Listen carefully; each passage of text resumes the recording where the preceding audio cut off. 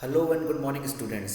मैं हूं आपका विज्ञान का शिक्षक मनीष बंसल और आज हम पढ़ने जा रहे हैं साइंस का chapter number 10 motion and measurement of distances.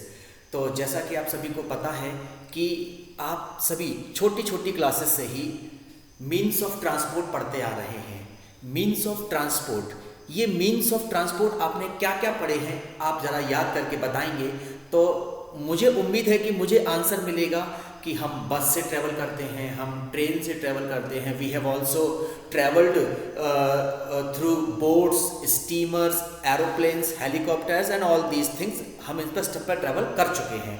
तो मीन्स ऑफ ट्रांसपोर्ट का मतलब क्या होता है? एक जगह से दूसरी जगह जाने वाले साधन, यानी कि ऐसी चीज़ें जिनसे हम एक जगह से दूसरी जगह जाते हैं।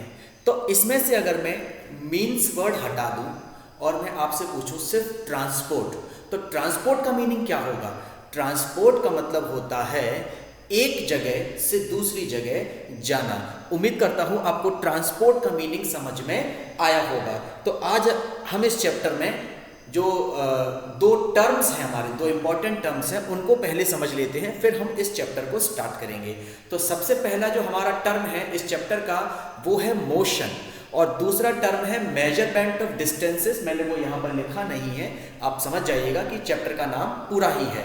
तो first of all we will study what is motion and then we will study what is the measurement of distances, यानी कि फिर हम डिस्टेंस को भी समझेंगे और उनका मेजरमेंट में भी समझेंगे। तो ये इस चैप्टर का फर्स्ट वीडियो है जिसमें मैं आपको बहुत ही बेसिक सी चीज़ें बताने वाला हूँ और फिर आपको धीरे धीरे मैं एडवांस लेवल पर भी लेकर जाऊंगा। तो सबसे पहले हम पढ़ते हैं मोशन। What is motion? आपको मैं अभी थोड़ी देर पहले ट्रांसपोर्ट वर्ड की बात कर रहा था, ट्रांसपोर्ट के बारे में समझा रहा था। तो आपने स्टार्टिंग किया था मीन्स ऑफ ट्रांसपोर्ट से और वहां से आपने मीनिंग समझा था ट्रांसपोर्ट वर्ड का। तो ट्रांसपोर्ट वर्ड का मतलब जो निकलकर वहां सामने आया था डिस्कशन से वो ये था कि एक जगह से दूसरी जगह पर जाना ट्रांसपोर्ट कहलाता है। Means going from one place to another place is called transport and that is also correct। तो मोशन भी वही होता है। मोशन हम कह सकते हैं कि ट्रांसपोर्ट वर्ड का ही दूसरा नाम है। मोशन को मैं थोड़ा साइंटिफिक शब्दों में, विज्ञान की भाषा में डिफाइन करके आपको समझाना चाहता हूं। मोशन क्या होता है? गौर कीजिए, आपके जो स्काई होता है उस स्काई में जो मून है वो लगातार मोशन कर रहा है, हमारी अर्थ के चारों ओर मोशन कर रहा है। आपकी जो अर्थ है, हमारी अर्थ है, वो भी सन के चारों ओर मोशन कर रही है। मोशन का मतलब क्या हुआ? मोशन का मतलब होता है मूवमेंट, यानी कि एक जगह से दूसरी जगह जाना। तो मोशन को अगर हम डिफाइन करना चाहें तो हम ऐसे डिफाइन कर सकते हैं, When an object, ध्यान रखिएगा ये डेफिनेशन थोड़ी सी साइंटिफिक वर्ड्स में है तो थोड़ा आपको इस पर ध्यान देना पड़ेगा। When an object changes its position with time, it is called motion। क्या मतलब हुआ इसका? When an object यानी जब कोई ऑब्जेक्ट अपनी पोजीशन चेंज करता है। क्या चेंज करता है? अपनी पोजीशन चेंज करता है विद टाइम, मतलब समय के साथ। जैसे आप इस पल यहां पर हैं, अगले सेकंड आप कहीं और होंगे, उसके बाद आप कहीं और होंगे। For example, you are sitting in the classroom and I am teaching here and I call Rohan come here, then you are sitting there and suddenly you stands up and come here. आप वहां से उठते हैं, you stand up from your position and come near me. This is also motion. तो motion का मतलब क्या होता है? एक जगह से दूसरी जगह पर जाना मोशन कहलाता है। तो मैं इसकी डेफिनेशन यहां पर लिख रहा हूं, ये आपके कीवर्ड्स में से भी आएगा। Motion,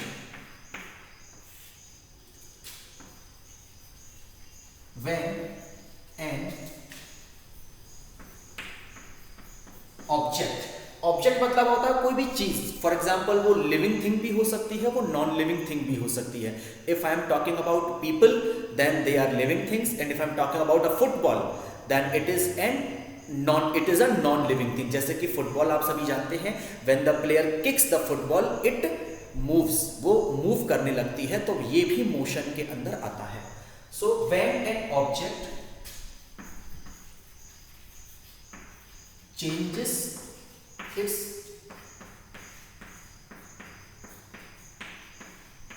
position, changes its position, ये भी समझ लीजिए, changes its position. For example at a particular time I am standing here and suddenly I start walking, मैंने क्या स्टार्ट कर दिया, वॉक करना स्टार्ट कर दिया, तो ये मेरी पोजीशन चेंज हो गई, because at a particular time मेरी पोजीशन ये थी एंड आफ्टर 2 और 3 सेकेंड मेरी पोजीशन अब ये है, so I have changed my position with time. With time means 2 second पहले मैं यहां था, 2 सेकंड बाद में कहीं और था, तो मेरी पोजीशन समय के साथ बदल रही है। So when an object changes its position with time,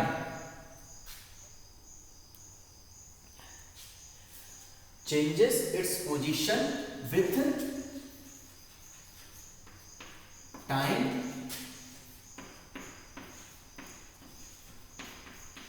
it is called motion। क्या होता है ये? मोशन होता है। आई होप आपको ये समझ में आया होगा। Just 1 second. तो उम्मीद करता हूं आपको ये मोशन वर्ड समझ में आया होगा। What is motion? When an object changes its position, when an object changes its position with time, समय के साथ जब कोई ऑब्जेक्ट अपनी पोजीशन को बदलता रहता है तो हम उसे मोशन कहते हैं। For example you just go inside a car, you switch on और start the car and press the accelerator pedal and the car starts moving on, this is also called motion. आप छोटे बच्चे हैं तो आप अपनी साइकिल पर बैठते हैं और पैडल मारना स्टार्ट करते हैं, then the cycle also starts moving, this is also an example of motion। तो ये सभी मोशन के एग्जाम्पल हैं। मैं आपको इस चैप्टर में आगे जाने पर मोशन के टाइप्स भी बताने वाला हूं, लेकिन फिलहाल हम एक और चीज पढ़ते हैं, द स्टोरी ऑफ ट्रांसपोर्ट, कि ट्रांसपोर्ट की स्टोरी कैसे स्टार्ट हुई, आखिर ट्रांसपोर्ट कैसे स्टार्ट हुआ, इंसान ने एक जगह से दूसरी जगह जाना स्टार्ट किया तो कैसे किया। देखिए हम सभी जानते हैं कि हमें अपनी अलग अलग ज़रूरतों की वजह से एक जगह से दूसरी जगह जाना पड़ता है। Means we need to move from one place to another place because of different needs. तो जो पुराने ज़माने में आदमी होता था, जिसे हम अर्ली मैन भी कहते हैं, वो अर्ली मैन इतना डेवलप्ड नहीं था, उसके पास कोई मीन्स ऑफ ट्रांसपोर्ट भी नहीं हुआ करता था। तो फर्स्ट ऑफ ऑल तो वो पैदल ही जाते थे। क्या करते थे वो पैदल यानी कि ऑन फुट ट्रैवल करते थे। धीरे धीरे जब उन्होंने जानवरों का डोमेस्टिकेशन स्टार्ट कर लिया, डोमेस्टिकेशन मीन्स जब उन्होंने जानवरों को पालना स्टार्ट किया, तो वो जो पेट एनिमल्स होते थे उनके ऊपर बैठकर वो ट्रैवल करने लगे, जैसे कि घोड़े के ऊपर ट्रैवल किया उन्होंने, और भी दूसरे जानवरों के ऊपर बैठकर वो ट्रैवल करने लगे। धीरे धीरे उन्होंने बोट्स निर्माण, ध्यान रखिएगा पहले पहिए का आविष्कार नहीं हुआ, पहले बोट का निर्माण हुआ। तो पहले उन्होंने बोट्स का आविष्कार किया, बोट उन्होंने डिजाइन की और उन बोट्स के ऊपर भी वो तैरकर नदी को पार करने लगे। फिर क्रांति कब आई? इस जो हमारा ट्रांसपोर्ट की जो कहानी है, जो डेवलपमेंट ऑफ ट्रांसपोर्ट है, इसमें एक बहुत बड़ी क्रांति कब आई? When the wheel was discovered, wheel पहिए की जब खोज हुई उस समय ये पूरा परिदृश्य बदल गया। The whole scenario changed suddenly and the human race progressed at a very fast speed on to the wheel. पहिए के आविष्कार के बाद हमारी जो मानव जाति थी वो बहुत तेजी से तरक्की करने लगी, क्योंकि इस पहिए का जो इस्तेमाल था ना केवल मूवमेंट में, ना केवल ट्रांसपोर्ट में, बल्कि और भी कई जगह उसका इस्तेमाल होने लगा था। तो पहिए के आविष्कार के बाद धीरे धीरे बुलक कार्ट्स, हैंड कार्ट्स और इन सब का निर्माण हुआ, और आज हम कहाँ पहुँच गए हैं इसी पहिए के दम पर हम सभी जानते हैं। तो ये तो थी छोटी सी हमारी ट्रांसपोर्ट की कहानी। इसके बाद अब हम आगे चलते हैं और हमारा अब नेक्स्ट टॉपिक है मेजरमेंट। मेजरमेंट एक बहुत ही इंपॉर्टेंट और मैथमेटिकल कंसेप्ट है इस चैप्टर में, जहां आपको मैथ्स की ज़रूरत पड़ने वाली है। तो उम्मीद करता हूं सभी बच्चों की मैथ्स भी पहले से स्ट्रांग होगी, और अगर नहीं भी होगी तो इस चैप्टर में मैं आपको वो भी स्ट्रांग करवा दूंगा। तो अब हम पढ़ते हैं मेजरमेंट। तो सबसे पहले मेरा आपसे क्वेश्चन है, व्हाट इज मेजरमेंट? मेजरमेंट क्या होता है?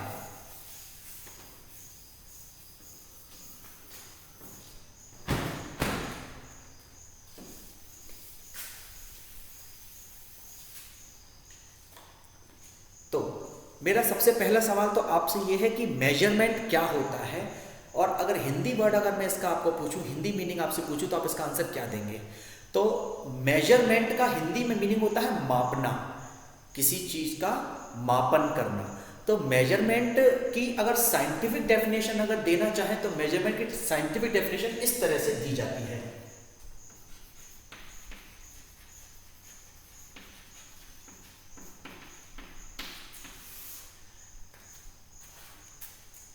Measurement, what is measurement?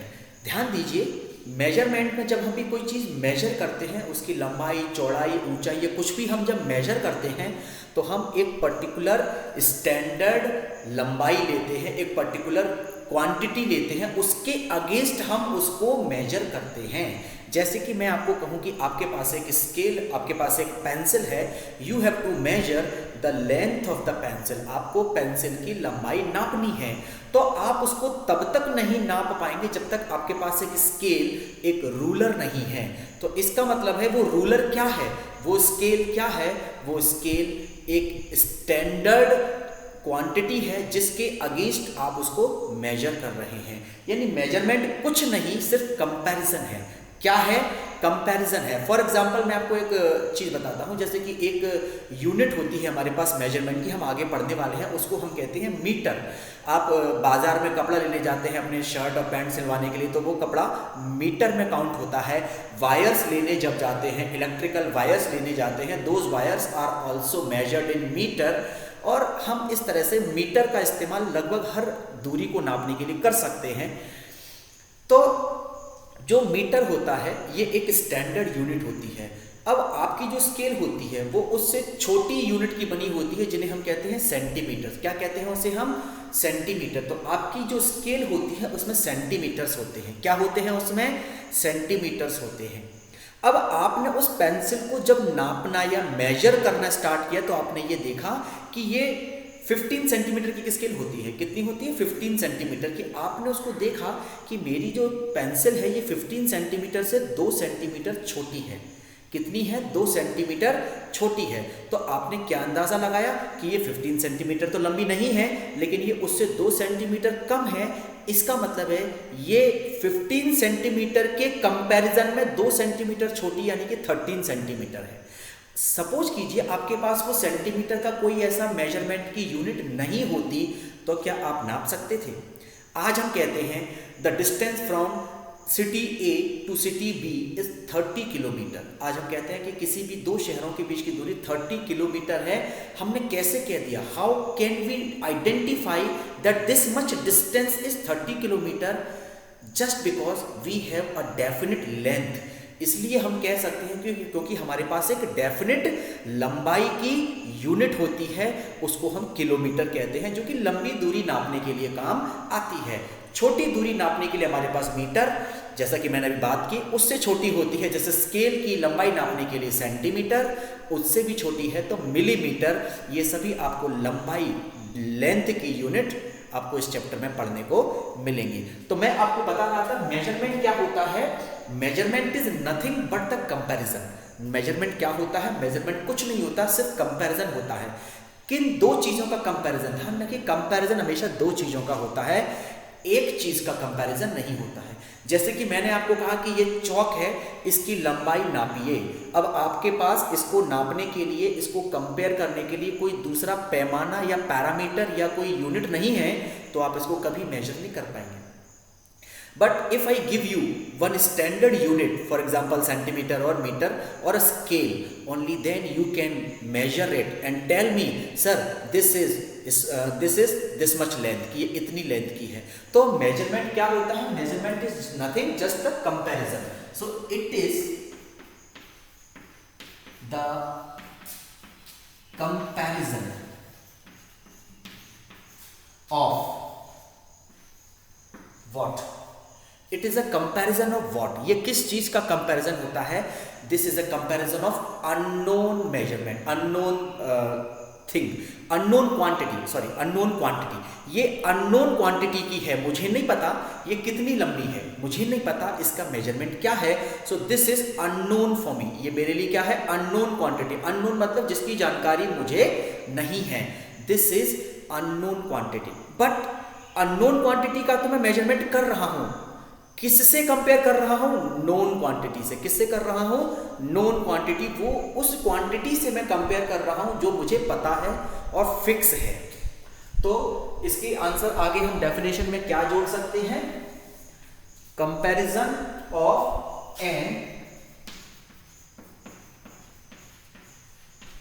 Unknown quantity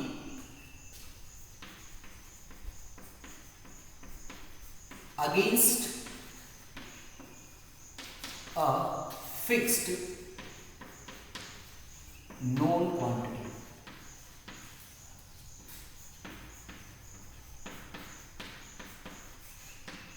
I hope ये डेफिनेशन आपके लिए बहुत आसान होगी और आपको ये समझ में भी आ गई होगी।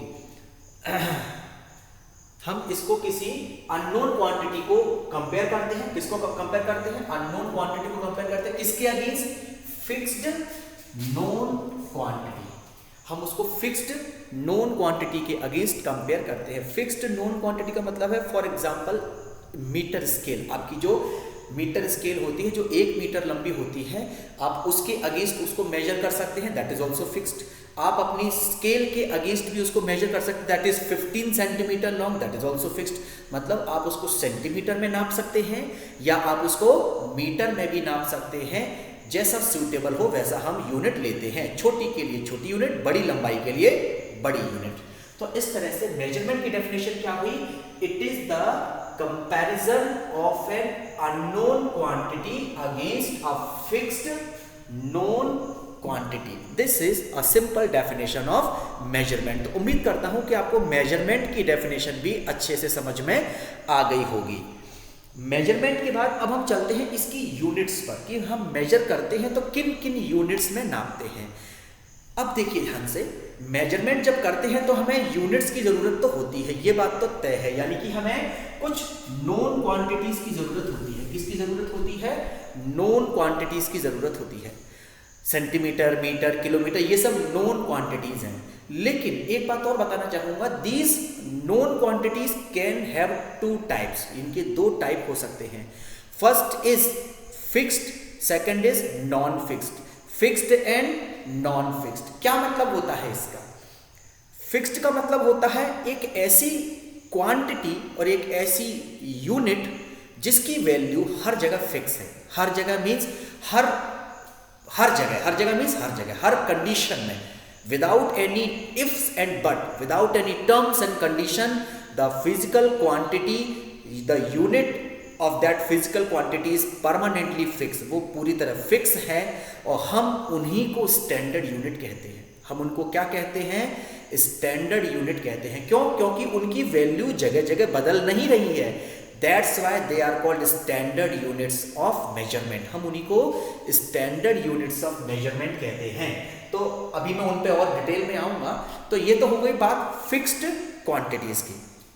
अब मैं बात करता हूं नॉन फिक्स्ड या चेंजिंग क्वांटिटीज की। फॉर एग्जांपल, आपसे अगर मैं कहूं कि आप जिस बेंच पर बैठे हैं उस पर जो राइटिंग डेस्क होती है उसकी लंबाई को नापिए, उसकी लंबाई को मेजर कीजिए using your hand span.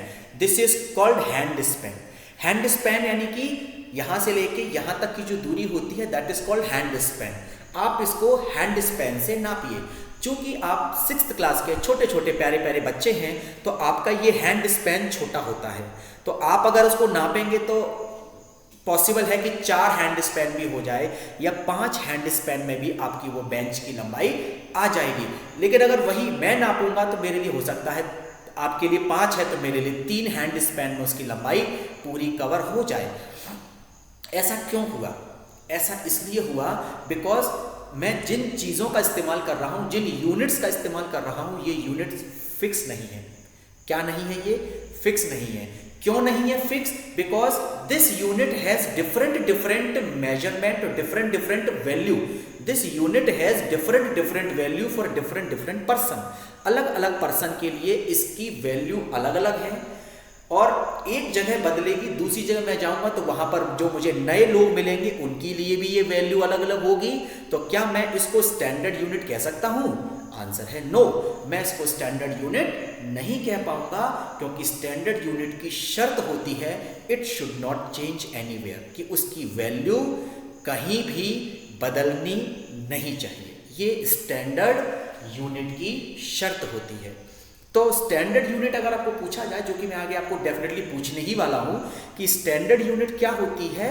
Standard unit is that unit of measurement. Standard unit measurement की वो यूनिट होती है जिसकी वैल्यू कभी भी और कहीं भी बदलती नहीं है। सो स्टैंडर्ड वैल्यू और standard unit of measurement is that unit whose value never changes, जिसकी वैल्यू कभी भी चेंज नहीं होती है। हम आगे इसको अच्छे से पढ़ेंगे। तो फिक्स्ड भी होना चाहिए और नोन भी होना चाहिए। फिक्स भी होना चाहिए और नोन भी होना चाहिए। वो ऐसे हम नहीं कहीं से उठा के किसी को भी ले आए कि ये हमारी फिक्स हो गई, नोन हो गई, नहीं। हमारी जो फिक्स्ड और नोन क्वांटिटीज हैं वो मिलीमीटर, सेंटीमीटर, मीटर, किलोमीटर और बहुत सारी हैं। हम उन्हीं के अगेंस्ट कंपैरिजन करते हैं। चलिए, तो अब हम बात करते हैं आगे।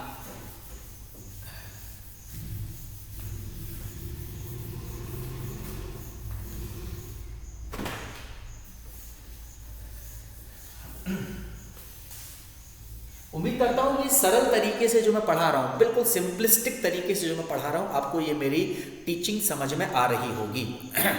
तो अब हम आगे बढ़ते हैं और हम समझते हैं यूनिट्स ऑफ मेजरमेंट।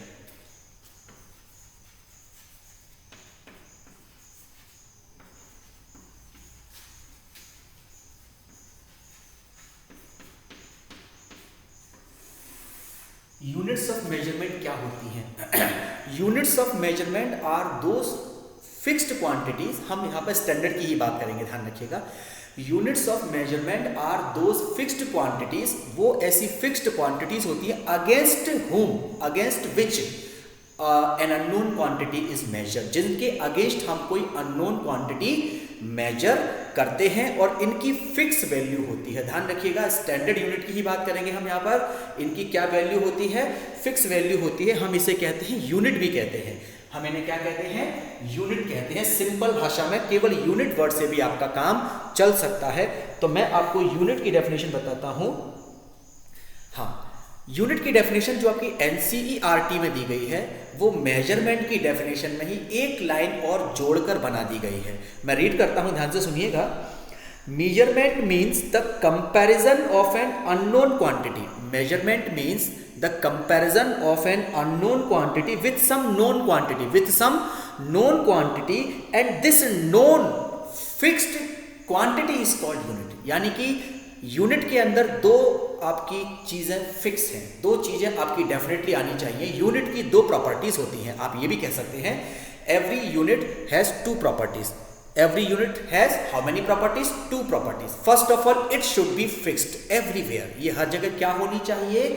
फिक्स होनी चाहिए। और दूसरी इसकी वो क्या है, जो फीचर है इसका फीचर ये है कि ये नोन होनी चाहिए। तो दो फीचर आपको अच्छे से समझ लेने हैं किसके? यूनिट के, कि यूनिट हमेशा फिक्स होती है और यूनिट हमेशा नोन होती है। फॉर एग्जांपल, ये बेंच की लेंथ है, मैं इसको फिक्स तो कह सकता हूं पर मैं इसको नोन नहीं कह सकता। ये फिक्स है और फिक्स भी केवल इस बेंच के लिए है। मैं दूसरी बेंच पर जाऊंगा तो ये चेंज हो जाएगी, तीसरी पर जाऊंगा तो चेंज हो जाएगी। तो ये नोन तो हो सकती है बट फिक्स नहीं हो सकती। ध्यान रखिएगा, ये नोन तो है, मैं इसको एक बार मेजर कर लूंगा, ये मेरे लिए नोन हो गई, पर ये मेरे लिए फिक्स नहीं है क्योंकि अलग अलग बेंचेस की लंबाई अलग अलग हो सकती है। तो यूनिट्स के लिए केवल दो शर्तों का होना आवश्यक है। The first one, it should be fixed and it should be known. ये फिक्स होनी चाहिए और नोन होनी चाहिए। अब हम बात करते हैं इसकी डेफिनेशन की। तो डेफिनेशन मैं बुक से अलग थोड़ी बना के बता रहा हूं, तो आप इसको थोड़ा समझने की कोशिश कीजिएगा। The fixed and known value of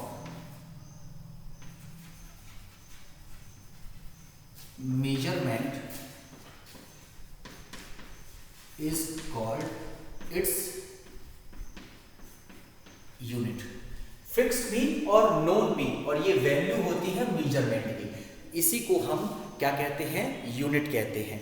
ठीक है, हम इसको स्टैंडर्ड यूनिट भी कह सकते हैं। कौन सी कह सकते हैं, स्टैंडर्ड कह सकते हैं, क्योंकि स्टैंडर्ड यूनिट की ही दो प्रॉपर्टीज होती हैं। आपसे चाहे यूनिट की दो प्रॉपर्टीज पूछी जाए या स्टैंडर्ड यूनिट की दो प्रॉपर्टीज पूछी जाए, आपको यही लिखना है कि ये फिक्स होती हैं और नोन होती हैं। ठीक है, इज कॉल्ड इट्स यूनिट, यानी fixed and known value of measurement is called its unit. अब हम बात करते हैं कुछ इसके एग्जांपल्स की। Millimetre, mm is the symbol of millimeter, shortcut way of writing millimeter. Second is centimeter, cm, then meter, then kilometer. Millimetre, centimetre, metre, kilometre, इसके बाद भी बड़ी होती हैं, किलोमीटर के बाद भी बड़ी यूनिट्स हैं और मिलीमीटर से छोटी यूनिट्स भी होती है, लेकिन फिलहाल हमें उनको पढ़ने की जरूरत नहीं है। हम इन 4 यूनिट्स को अच्छे से पढ़ने वाले हैं। ये स्टैंडर्ड यूनिट्स ऑफ लेंथ हैं, ध्यान रखिएगा, ये स्टैंडर्ड यूनिट ऑफ लेंथ है, क्योंकि हम इनसे लेंथ नापते हैं, हम इनसे मास, वजन, वेट नहीं नाप सकते, यानी कि वेट की अलग यूनिट होती है। आपको पता होगा ग्राम, आप अगर मार्केट में शुगर या शक्कर लेने जाते हैं तो वो आपको मीटर में नहीं करके देता कि आपकी 4 मीटर शक्कर है, ये ले लीजिए, ये आपकी 2 मीटर धनिया हो गया आपका, नहीं, वो ऐसे आपको नहीं देगा, वो आपको देगा ग्राम में या वो आपको देगा किलोग्राम में। तो इसका मतलब है वेट की यूनिट अलग होती है, वो भी स्टैंडर्ड है। Why they are called standard unit? Because they are also known and they are also fixed quantities. तो यूनिट्स अलग अलग होती हैं अलग अलग चीजों के लिए। हम क्या नाप रहे हैं, क्या मेजर कर रहे हैं, डिपेंड इस पे करता है। फॉर एग्जाम्पल मैं आपसे पूछूंगा, आप मुझे कमेंट बॉक्स में जवाब दीजिएगा, टाइम की यूनिट क्या क्या हो सकती है, टाइम की यूनिट। तो इसका जवाब आप मुझे कमेंट बॉक्स में जरूर दीजिएगा, मैं रिप्लाई करने की भी कोशिश करूंगा कल आपको। तो टाइम की यूनिट आपको मुझे बताना है, millimetre, centimetre, metre and kilometre. अब हम इनके बारे में थोड़ा समझ लेते हैं। और एक बात और बच्चों, खास मैं आपका ये वीडियो बहुत लंबा नहीं रखूंगा, कोशिश करूंगा कि 30 मिनट का ही वीडियो मैं आपको यहाँ पर दूं, ताकि आप बोर ना हो और आपका इंटरेस्ट बना रहे और कंसंट्रेशन भी बना रहे। तो मैं एक शॉर्टकट में आपको समझा देता हूं कि इनमें क्या रिलेशन होता है। ध्यान दीजिएगा, इन सब में सबसे बड़ी होती है किलोमीटर। कौन होती है, kilometre. So 1 kilometre equal to 1000 metre. 1 kilometre कितना होता है, 1000 मीटर के बराबर होता है। और 1 मीटर की अगर बात करूं, 1 मीटर कितना बड़ा होता है, तो ध्यान रखिएगा 1 metre is equal to 100 centimetre, यानी कि बड़े से जब छोटे में कन्वर्ट करते हैं तो संख्या बड़ी हो जाती है, बढ़ जाती है। यहां पर 1 मीटर है, 1 मीटर से क्या आएगा, 100 सेंटीमीटर, यानी 1 metre is equal to 100 centimetre. These are conversion figures, ये कन्वर्जन फिगर्स हैं जो आपको याद होने ही चाहिए। फिर हम आते हैं 1 centimetre. 1 centimetre equal to 10 millimetre, ये 10 millimetre.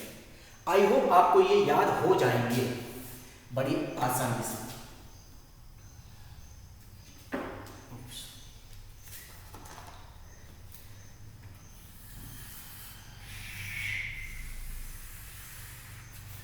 One kilometer converts into meter, 1000 meter. When 1 meter is converted into centimeter, 100 centimeter. 1 centimetre converted into millimetre, 10 millimetre. ये ध्यान रखिएगा आपको, और आपको ये इसी रूप में याद करना है। अब अगर इनका अपोजिट आ जाता है, क्या आ जाता है, अपोजिट आ जाता है कि 1 मिलीमीटर और 1 सेंटीमीटर में क्या रिलेशन है, तो ध्यान रखिएगा, मैं इसको नीचे ले आऊंगा, इसके कहां ले आऊंगा, इसके नीचे ले आऊंगा। तो मैं इसी को चेंज करके बता रहा हूं, मैं इसी को चेंज करके बता रहा हूं, ध्यान देखिएगा। 1 सेंटीमीटर इक्वल टू 10 मिलीमीटर।